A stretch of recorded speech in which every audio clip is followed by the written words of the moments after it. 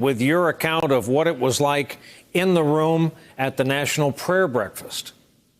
Yeah, you know, Brian, you and I have covered these prayer breakfasts going back a long time. They've been going on in Washington, I think, since 1953.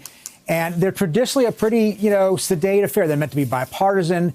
Usually you hear talk of common ground and faith and issues that might be somewhat provocative, but are usually along the lines of religious questions.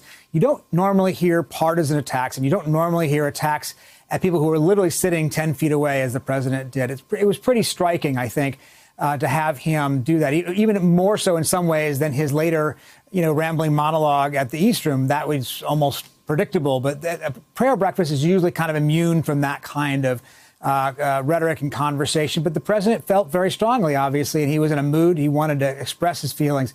Now, for him to question the faith of Mitt Romney and Nancy Pelosi, both of whom are seen as very religious people, I think was a particularly strong shot, especially from a president who's not known to be particularly religious. I think it concerns some of the faith leaders who are in the room or not in the room watching.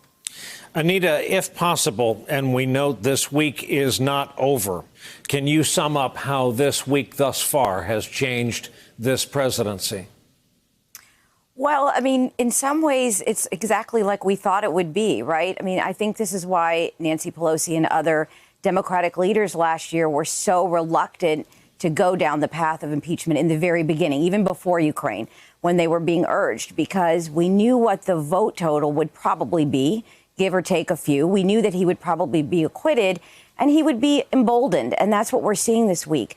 In fact, people that have talked to the president say that he's, and you can see it, obviously, he's very, very angry still. He's been angry now for weeks, even though he knew what the end result was likely to be. And now that he has been acquitted, there may be some pleasure there, right? There may be some happiness, but there's a lot of anger.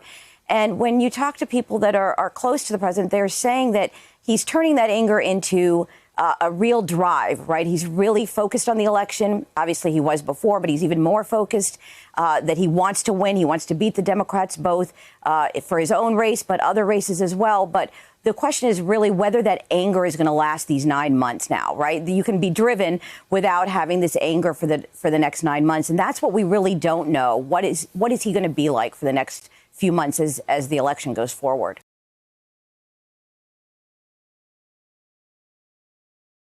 Hey there, I'm Chris Hayes from MSNBC. Thanks for watching MSNBC on YouTube. If you want to keep up to date with the videos we're putting out, you can click subscribe just below me or click over on this list to see lots of other great videos.